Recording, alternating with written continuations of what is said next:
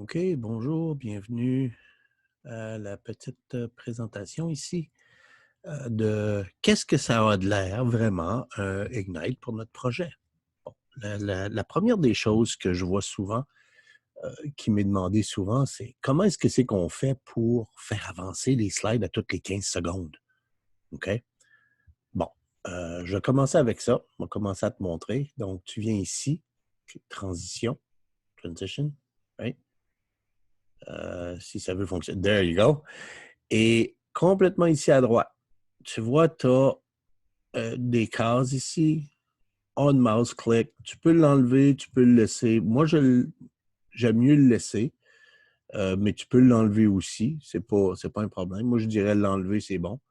Mais ici, tu dois cliquer. Celle-là ici doit absolument être cliquée. Quand tu vas l'avoir, généralement, tu vas avoir ça comme ça. OK? Donc, clique là-dessus et mets ici dans la case 15. Donc, tu dois taper 15, juste ça. Et ça va te donner qu'est-ce que tu as ici. Et après ça, tu fais Apply to All. Donc, avec ça, toutes tes slides vont être corrects, vont avancer automatiquement à toutes les 15 secondes sans aucun problème. Bon, maintenant, pendant la présentation, je te le dis tout de suite, OK, je fais des erreurs. Ce n'est pas une présentation parfaite. C'est une présentation pour te montrer qu'est-ce qu'il y a que tu peux faire comme erreur. Et je te le dis tout de suite, il y en a une ici, il va en avoir une ici, il y en a une ici, OK? Ça, c'est tous les endroits où j'ai fait un autre ici, je vais en avoir un autre ici. Donc, ça, c'est des erreurs que je vais faire et je fais ces erreurs-là volontairement pour te montrer quoi ne pas faire. Donc, OK, donc c'est vraiment pour ça, je ne veux pas que tu fasses le type de présentation comme je fais maintenant, mais je veux bien que tu fasses une meilleure présentation que ça, parce que la présentation ici, c'est pas vraiment bon. OK, parce qu'il y a des choses. C'est pas une présentation comme tu aurais probablement, tu aurais une note de passage, là, comme je te donnerais au moins 60% pour ça, même avec les erreurs qu'il y a dedans. Mais c'est sûr que c'est mieux d'essayer pour une meilleure présentation. OK, donc, là, je vais commencer la présentation. Aussitôt que je commence ici, ça va commencer la présentation. Et après, je touche à rien du tout.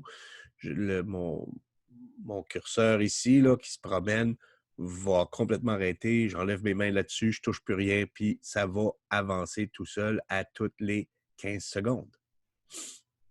Donc, on y va pour la présentation. Bonjour, bienvenue. C'est ma présentation Ignite. Je veux faire la présentation au sujet de l'Autriche. Et ceci, c'est le drapeau de l'Autriche. Si tu ne sais pas où est l'Autriche, comme tu vois ici, l'Autriche est vraiment au centre de l'Europe. C'est un endroit qui est très important dans l'Europe. Quelle sorte de géographie est-ce qu'ils ont en Europe? Bon, ou en Autriche au moins. Le type, c'est, comme tu vois, c'est des montagnes, les maisons sur le bord des lacs, mais c'est essentiellement dans les montagnes. Si tu regardes aujourd'hui, l'Autriche est une ville comme toutes les autres grandes villes d'Europe. Ils ont des choses comme toutes les autres grandes villes en Europe. La chose qui définit leur vie de tous les jours, entre autres, c'est le type de nourriture. Le type de nourriture est très centré sur une nourriture qu'on peut dire de montagne, parce qu'ils ont beaucoup de montagnes. Donc, les choses que tu vas avoir, c'est ça, c'est des montagnes surtout, qui viennent des montagnes. Et ça ici, c'est les habits traditionnels. Dans les habits traditionnels, c'est différent pour les hommes et pour les femmes, bien entendu. Il y a eu différents types de monnaies. Comme tu vois ici, c'est le type de monnaie qu'il y avait après la Première Guerre mondiale, donc en 1920, où est-ce que c'est qu'on amenait différents types de monnaies. Au début, l'Autriche était en fait deux pays, qui étaient l'Autriche-Hongrie, donc et ça a changé. Ça, c'était avant la Première Guerre mondiale. Maintenant, comme tu vois, c'est la carte qu'il y a là, c'est l'Empire austro-hongrois. C'était ça qui était qu'est-ce qu'on connaît comme l'Autriche aujourd'hui, qui était beaucoup plus grand que qu'est-ce qu'on a aujourd'hui. Euh, Ils avaient aussi, avant ça, pendant ce temps-là, ils avaient le corona. Non, pas le virus, le Crohn. Le Corona, c'est juste le type de monnaie qu'ils avaient. Il y avait aussi beaucoup de temps libre dans ce temps-là et les personnes aimaient beaucoup aller marcher et de se rendre à la plage. Donc, c'est ce que tu vois ici, les personnes qui se rendent à la plage. Il y a eu un événement important, c'est avec la famille royale, qui est l'archiduc François Ferdinand et sa famille que tu vois ici en photo. Qu'est-ce que c'est qui a été la chose importante? C'est que l'archiduc ou l'héritier d'Autriche, François Ferdinand et sa femme, ont été assassinés à Sarajevo, en Bosnie. Ça a commencé la Première Guerre mondiale. Ça a été l'événement parce que tout le monde a blâmé tout le monde à cause de qu'est-ce que c'est qui était arrivé là, à ce moment-là. Donc, après la Première Guerre mondiale, il y a eu une division. Comme tu vois, l'Autriche est beaucoup plus petite que c'était et il y a eu des pays qui se sont ajoutés, par exemple la Hongrie, la Tchécoslovaquie. À ce moment-là, on avait le shilling qui se trouvait à être, un petit peu plus tard, là, qui se trouvait être la monnaie du temps. Okay? Dans le portrait ici, c'est de Sigmund Freud. Dans les dépenses maintenant, tu vois une grande différence entre les dépenses de avant et après la Première Guerre mondiale en Autriche. Il y avait beaucoup plus, mais ça a causé beaucoup de pauvreté. Comme tu vois, il y a eu beaucoup de pauvreté qui est arrivée après la Première Guerre mondiale. Comme partout dans le monde, mais là, c'était vraiment important dans ce coin-là. Beaucoup de personnes viennent d'Autriche qu'on connaît, dont entre autres Hitler vient de là, Jean-Sébastien Bach vient de là, Schwarzenegger vient de l'Autriche. Donc, l'Autriche est un pays où il y avait beaucoup, beaucoup de personnes. Et bien entendu, c'est un super beau pays. Quand tu regardes ça, un pays montagneux, ça c'est une photo plus de maintenant, mais ça te donne une idée de quel type de terrain, de géographie ils peuvent avoir. Et voilà, c'est terminé la présentation. Donc, comme tu vois, comme tu peux voir, cette présentation-là, il y avait beaucoup d'erreurs, comme je t'ai dit, comme j'ai montré.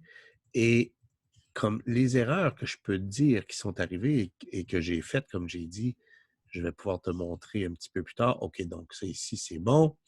L'Autriche, ça va, c'est central. Donc ça te donne le côté géographie de l'endroit. Même chose ici, ça te donne une autre idée de c'est quoi la géographie de la place. Ça, c'est bon. Ça ici, la photo récente comme ça n'aurait pas dû être là. J'aurais pas dû mettre cette photo-là parce que c'est entre le début de la Première Guerre mondiale, avant la Première Guerre mondiale et après la Première Guerre mondiale. Oups! Donc ici, je ne devais pas faire ces erreurs-là. Je n'aurais pas dû mettre cette photo-là. Ça ici, ça va, il n'y a pas de problème. C'est juste les différents mètres. J'aurais pu mettre plus de détails, mais ça va. Ici, j'ai juste dit que c'était les vêtements traditionnels. Mais tu peux les nommer, tu peux donner plus comme l'homme ici, on aurait dû voir un petit peu plus. On voit juste les bretelles. On aurait dû voir que Lederhosen, c'est plus comme des culottes courtes, etc. Et bon, comme tu vois, c'est les genres de choses qui sont là. Maintenant, le type de monnaie ici, j'avais bien dit, oui, 1920, c'est bon. L'Autriche-Hongrie, ça c'est bon. c'est une autre chose ici qui est bonne parce que je mets les choses. Comme tu vois, j'ai mis beaucoup d'éléments de géographie dans cette présentation-là et pas vraiment beaucoup de militaires. Ça, c'est une autre chose. Je n'ai pas fait beaucoup de militaires. Right? Je n'ai pas fait de militaire ni de politique. Je ne sais pas si tu as remarqué. L'élément économique ici que j'ai dit que c'était avant, mais si tu regardes ici la date 1916, alors, oups, j'ai encore le timing dessus. J'ai dit que c'était avant la Première Guerre mondiale, mais c'est 1916, donc c'est après la Première Guerre mondiale. Tu vois, donc c'est à faire attention. Ici, c'est une autre chose, il n'y a pas de problème. Ça, il n'y a pas de problème là non plus. Ça, c'est bon, la Première Guerre mondiale. Tu vois, tu peux mettre n'importe quel exemple de Première Guerre mondiale, c'en est un, c'est tout. Comment est-ce que c'est divisé? La nouvelle chose, c'est bon. Ici, tu vois comment c'est tout blurry? On ne sait même pas pour sûr qu'est-ce que ça veut dire. C'est quoi les chiffres ici? On ne les voit même pas. Évite ça. Si tu as, quelque chose comme ça, là, où est-ce que c'est qu'on ne voit pas bien les années, etc., là, on ne voit pas bien tout ça, essaye d'éviter ça. C'est mieux. C'est mieux d'éviter ça. Comme ça, tu as une meilleure image. La pauvreté ici, c'est bon, il n'y a pas de trouble. Bon, tu vois, c'est la même chose. Tu peux nommer différentes choses. Et la fin ici, parce que la première slide et la dernière slide sont souvent des slides qu'on appelle juste, qui sont là juste pour tuer le temps. Donc, c'est pas grave que tu avais une image plus moderne pour celle-là ici, juste parce que c'est la dernière slide. Donc, c'est des wasted slides, la première puis la dernière, vraiment. Donc, comme tu vois, c'est les erreurs, les petites erreurs que j'ai faites qui ne permettent pas, comme ici, tu vois, regarde, c'est dans le milieu, tu fais pas ça. Donc, c'était la présentation pour comment faire vraiment, de quoi ça a l'air une présentation Ignite. Et j'espère que ça t'a aidé et que ça va te permettre de ne pas trop faire d'erreurs la prochaine fois. OK, bonne chance. À la prochaine.